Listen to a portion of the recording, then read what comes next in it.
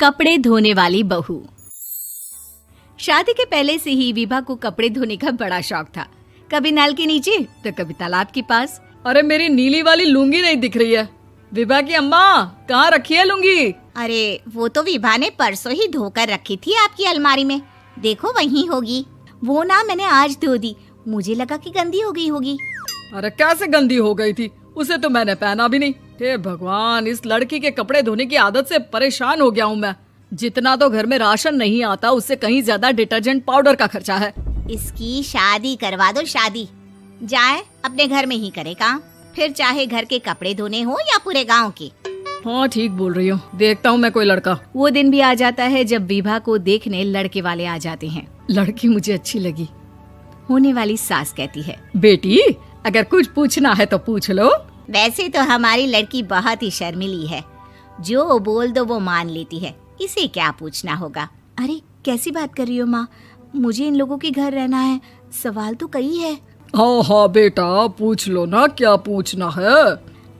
आप लोगों के घर कपड़े कौन धोता है? सास का मुंह बन जाता है।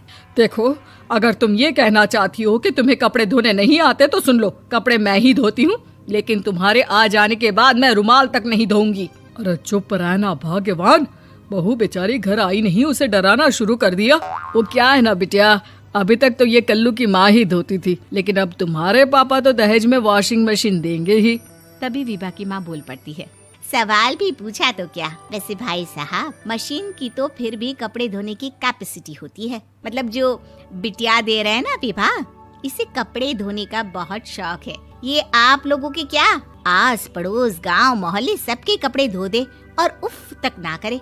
बाहर देखा नहीं आपने कितने कपड़े सूख रहे हैं?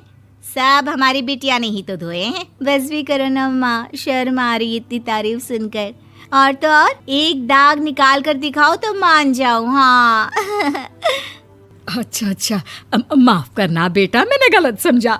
हमें तो रिश्ता बहुत पसंद है। और ऐसे जुड़ जाता है रिश्ता कपड़े धोने का शौक रखने वाली विभा का। उसकी शादी हो जाती है कोयला फैक्ट्री में काम करने वाले कल्लू के साथ। शादी के बाद अचानक विभा चिल्लाती हुई सास के पास आती है। सासू माँ, अरे सासू माँ कहाँ है आप? ये तो धोखा है, धोखा दिया आप लोगों ने मुझे। इसे ससुर के चक्कर के बारे में पता चल गया। अरे तो उसमें तुझे क्यों धोखा मिला है? अरे नल में पानी नहीं आता, कपड़े कैसे कब धुलेंगे? अच्छा, तू पानी नहीं आ रहा उसकी बात कर रही है। तो आपने क्या सोचा? कुछ नहीं। अच्छा, तेरी माँ ने कहा था कि कपड़े धोने का शौक है तुझे, याद आया मुझे। शौक बोलकर कपड़े धोने वाले मेरे जुनून को कम ना आके सासू माँ, कपड़ा धोना मेरा गुरूर है। तभी पति भी वहाँ आ जाता है। अभी मैंने इसे सनी देओल की फिल्म दिखाई है, उसी के डायलॉग मार रही है माँ। अच्छा सुन, साफ साफ बता रही हूँ, पानी सुबह 4 से 6 और शाम को 10 से 12 आता है, समझी? विभा टाइमिंग सुनकर हैरान हो जाती है। ये क्या भूतों का मोहल्ला है? सुबह 4 बजे उठकर कौन कपड़े धोता है? 4 बजे टंकी में पानी जाता है, फिर सारा दिन धोना ना, किसने मना किया? अरे कैसी बात कर रही हैं? 200 लीटर की टंकी में कितने कपड़े धो लूंगी मैं? सुबह ही उठ जाऊंगी मैं। अब क्या था, विभा सुबह 4 से लेकर रात के 12 बजे तक कपड़े ही धोती रहती। एक रोज सास पड़ोस से निकलकर कहीं जा रही होती है कि साथ वाली कहती है, हाँ कल्लू की माँ, जरा ये बताओ कि 2 साड़ी है, 2 ब्लाउज और एक पेटीकोट और एक नाड़े वाला लंबा कच्छा। हाँ तो?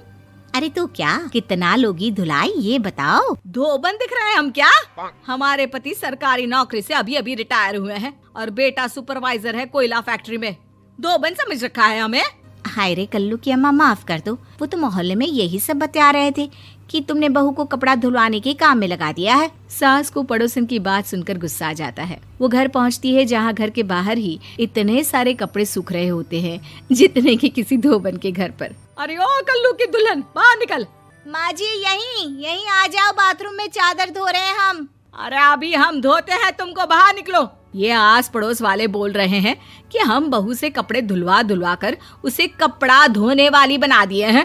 अरे छोड़ो ना माँ जी, किन लोगों की बातों में आती हो? आस पास के लोगों का तो काम ही होता है कि वो किसी तरह सास बहू को लड़ा दे। बहू सारे घर के कपड़े धोती है, ये क्या कम है? बोलिए। सास को भी लग जाता है कि वो बहू का ये सनकीपन नहीं छुड़वा सकती, इससे अच्छा है कि खुद ही चुप हो जाए।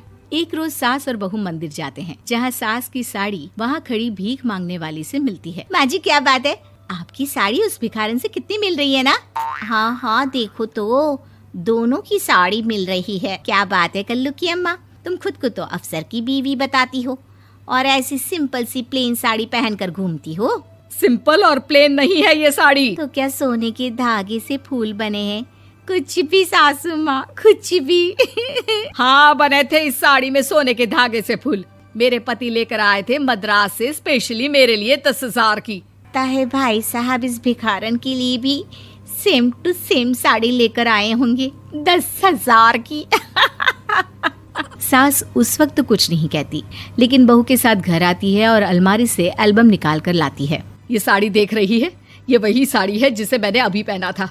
इस साड़ी में ये जो चमकदार फूल दिख रहे हैं ना, ये सोने के धागों से काढ़े गए हैं। लेकिन तू लोकल वॉशिंग मशीन ब्रश से घिस घिस कर सारे फूलों को निकाल कर साड़ी प्लेन कर दी। मुझे माफ कर दीजिए सासू माँ। और तो और, जब मैंने तुझे तेरी गलती के लिए कुछ नहीं कहा, लेकिन तूने तो सबके सामने मेरा मजाक ही बना दिया। क्यों? बहू को समझ में आ जाता है कि अब से उसका कपड़े धोना बंद।